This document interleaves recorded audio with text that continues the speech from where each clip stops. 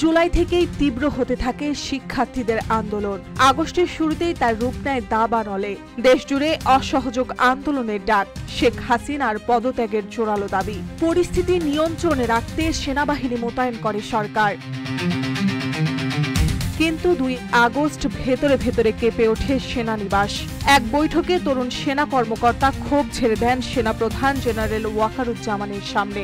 উত্তপ্ত পরিবেশে সেনাপ্রধান সতর্ক করেন, অগণতান্ত্রিক উপায়ে ক্ষমতা হস্তান্তর হলে বাংলাদেশ আফ্রিকার অস্থিতিশীল দেশগুলোর মতো হয়ে যেতে পারে। দীর্ঘ আলোচনার পর সিদ্ধান্ত হয়, বিক্ষুব্ধ জনতার ওপর সেনারা গুলি চালাবে না। 5 আগস্ট সকাল, প্রধানমন্ত্রীর বাসভবন অভিমুখে মিছিলের ঘোষণা দিয়েছে আন্দোলনকারীরা।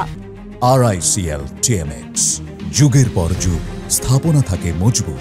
মিছিল শুরু হওয়ার আগেই গণভবনে প্রবেশ করেন সেনা, নৌ বিমান বাহিনীর প্রধান ও পুলিশের মহাপরিদর্শক। সেনাপ্রধান সরাসরি বলেন, সেনারা জনবিক্ষোভ ঠেকাতে অক্ষম, পরিস্থিতি নিয়ন্ত্রণের বাইরে, এখন একমাত্র সমাধান দেশ ত্যাগ।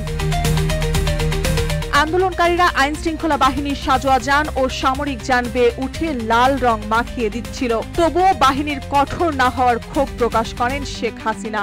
আইজিপিকে দেখিয়ে তিনি বলেন, পুলিশ তো ভালো করছে, কিন্তু আইজিপি জানান পরিস্থিতি নিয়ন্ত্রণে রাখা আর সম্ভব নয়। কর্মকর্তারাও বোঝান, বল প্রয়োগ সমাধান হবে না। তবে শেখ হাসিনা রাজি হননি। সেই সময় শেখ হাসিনা রাগান্বিত স্বরে জবাব দেন, আমার বাবা এই দেশ স্বাধীন করেছেন, আমি পদত্যাগ করব না, আপনি গুলি চালান। বোঝানোর চেষ্টা করেন সেনাপ্রধান। পরে শেখ রেহানা বোঝানোর চেষ্টা করেও ব্যর্থ হন। শেষ পর্যন্ত ছেলে সজীব অজের জয়ের অনুরোধে পদত্যাগে সম্মত হন তিনি। সে সময় জাতির উদ্দেশ্যে ভাষণ দিতে চাইলে গোয়েন্দা তথ্য আসে, বিপুল জনতা গণভবনের পথে। সময় বিবেচনায় সেনাপ্রধান জানিয়ে দেন, ভাষণ দিলে বের হওয়ার সুযোগ নাও মিলতে পারে। সময় তখন মাত্র 1 ঘন্টারও কম।